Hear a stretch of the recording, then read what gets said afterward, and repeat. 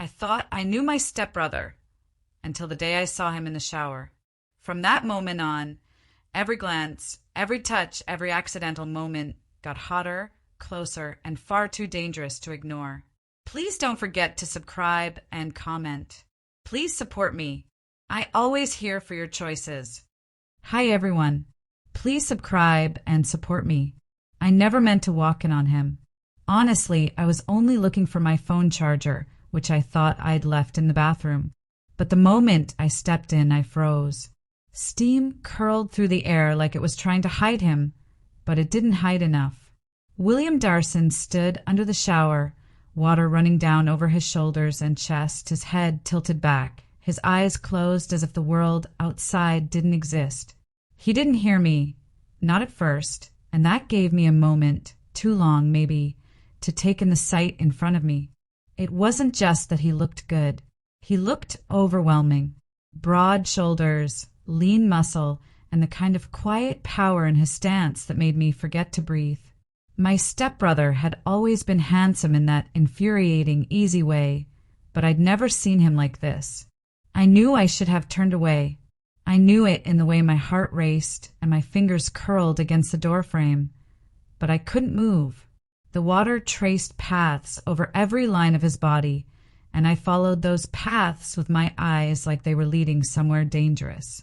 Then he opened his eyes. The moment our gazes met through the mist, the air shifted. He didn't flinch or grab for a towel. He just looked at me, directly, without shame, as if daring me to look away. Lose something. His voice was deep, smooth, and thick from the heat of the water. I swallowed hard. My charger. His lips curved slightly. Come get it. It was ridiculous. He knew exactly how close that meant I'd have to get to him. But something in me wanted to test him, or maybe test myself. My bare feet stepped onto the warm, damp tile, and I moved closer. The steam wrapped around me, and suddenly it was hard to tell whether my shiver came from the temperature or him. The charger sat on the sink behind him, and I could have reached for it without going near the glass door. But I didn't. Instead, I stepped into the small space between us, close enough to see droplets cling to the ends of his hair, close enough to feel the heat radiating from his body through the glass. Thanks, I murmured, reaching past him. My fingertips grazed the edge of the door, not on purpose, but not entirely by accident either, and I saw his jaw tighten slightly. When I finally backed away, I caught the smallest shift in his stance, like he'd been holding his breath the whole time. And the worst, or maybe the best, part was I knew this wasn't over. That night, lying in bed, I could still feel the heavy heat in my chest from standing so close to him. I told myself it was just a moment, something unexpected. But deep down, I knew I was already waiting for the next one. The next one came sooner than I thought. 2 days later, I walked into the kitchen to find him shirtless, leaning against the counter while pouring coffee. It shouldn't have been a big deal. People live without shirts all the time. But it was the way his skin looked against the morning light, the way his hair was still damp from the shower, the way his eyes met mine and stayed there. "You're up early," I said, pretending to be casual. "Couldn't sleep," he replied, taking a slow sip. "You?" I shrugged. "Same." For a moment, the silence felt like it had weight. Then he slid the mug toward me. "Try this. Might help." When I took the cup from him, our fingers brushed. It was quick, accidental by all appearances, but it left a spark that lingered long after I pulled my hand back. I didn't drink the coffee right away. I just stood there, holding it, feeling the warmth in my palms and wondering if it was from the cup or from him. I didn't drink the coffee right away. I just stood there, holding it, feeling the warmth in my palms and wondering if it was from the cup or from him. William's gaze didn't waver, and something about that made my heartbeat quicken. It wasn't what he said, but what he didn't say that got under my skin. "I have to run into town later," he said casually. "Need anything?" No, I replied too quickly. His lips tilted in that way I was starting to recognize, half amusement, half challenge, before he turned away. I should have let it go. But by the time the front door clicked shut behind him, I realized I was smiling at nothing like an idiot. That afternoon, I was in the living room when the sound of rain began pattering against the windows. I didn't think much of it until William walked back in, his shirt clinging to him, hair wet and dripping. Got caught in it, he said, shaking his head. I bit the inside of my cheek to keep my eyes from giving me away. Looks like it. He walked past me toward the hallway, leaving a faint trail of water on the floor. I told myself not to follow, but my feet had other plans. I found myself leaning against the doorway to his room, watching him tug off his soaked shirt. The fabric peeled away from his skin slowly, and for a second I could feel the damp warmth of the room just from looking. "Something you need?" he asked without turning around. I blinked. "No, just wondering if you wanted tea. Since you're cold." He glanced over his shoulder, his eyes holding mine for a long, charged moment before he said, "Sure." When I came back with 2 mugs, he was sitting on the edge of the bed, towel draped loosely around his shoulders. I handed him one, and his fingers closed around mine in the exchange, just a second too long to be accidental. "You always make it this way," he asked after the first sip. "Why?" "It's good," he said, setting the cup down and leaning back on his hands. "Better than I remember." I laughed lightly, though my throat was tight, not sure whether to take that as a compliment or an insult.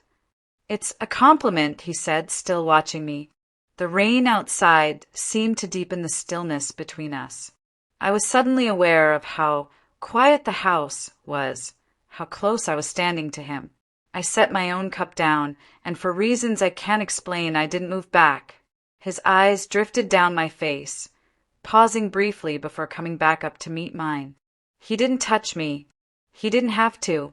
The way he was looking was enough to make me feel like my pulse was trying to escape my skin. I don't remember how long we stayed like that, close, silent, both daring the other to break it first, but when I finally left, my hands were shaking. The days that followed weren't any easier. Every interaction had a hidden edge, like we were circling each other without saying what we were thinking. One evening, I was curled up on the couch with a blanket when he came in carrying a box from the attic. "Found some old movies," he said, setting it down. "Thought you might want to watch one." I nodded, and before I knew it, we were sitting side by side, the flicker of the screen casting shadows across his face. The blanket slipped from my shoulder at one point, and without a word, he reached over to pull it back up, his hand lingering a little too long on my arm. Halfway through the movie, he leaned closer to say something about the scene on screen, and his breath brushed my ear. It sent a shiver racing down my spine when I was sure he noticed. When the credits rolled, neither of us moved. The air between us felt thick, like the whole room was holding its breath. Finally, he said softly, "You ever wonder what would happen if we stopped pretending?" I looked at him, my heart pounding. "Pretending what?" He smiled faintly, like he knew I understood perfectly well. But instead of answering, he stood and stretched, his shirt riding up just enough to tease my imagination before he walked away. It was infuriating and addictive at the same time. The push, the pull, the way he seemed to know exactly how far to go without crossing a line. But that line was starting to feel thinner every day. It happened on a Sunday afternoon, the kind of slow, lazy day where the house felt too quiet and the light from the windows fell in warm strips across the floor. I was in the laundry room, folding clothes, when I heard his voice behind me. "Need help?" I turned to see William leaning against the doorframe, arms crossed, his T-shirt hanging loosely on him like it had been thrown on without much thought. "I'm fine," I said, though my voice sounded steadier than I felt. He stepped inside anyway, closing the door behind him. Not all the way, but enough to make the small space feel smaller. Doesn't look fine, he said, nodding toward the growing pile of unfolded clothes. I shook my head, smiling despite myself. You've never folded laundry in your life. True, he said, moving closer, but I can learn. He picked up one of my shirts and made a half-hearted attempt at folding it, his hands moving slow, almost deliberate, like he knew I was watching. When he looked up, his eyes caught mine and didn't let go. See? Not so bad, he murmured, handing it to me. Our fingers touched. It should have been nothing, just a brush of skin, but it wasn't. His hand lingered, just a second too long, his thumb dragging lightly over mine before he let go. I set the shirt down on the counter, suddenly aware of how close we were standing. The hum of the dryer filled the air, a soft, steady rhythm that made the silence between us feel heavier. His gaze flicked down, then back up to my face. You know, he said quietly, it's been driving me crazy. I didn't ask what. I didn't have to. For a moment, neither of us moved. The air felt thick, electric, and I could hear my own heartbeat over the sound of the dryer.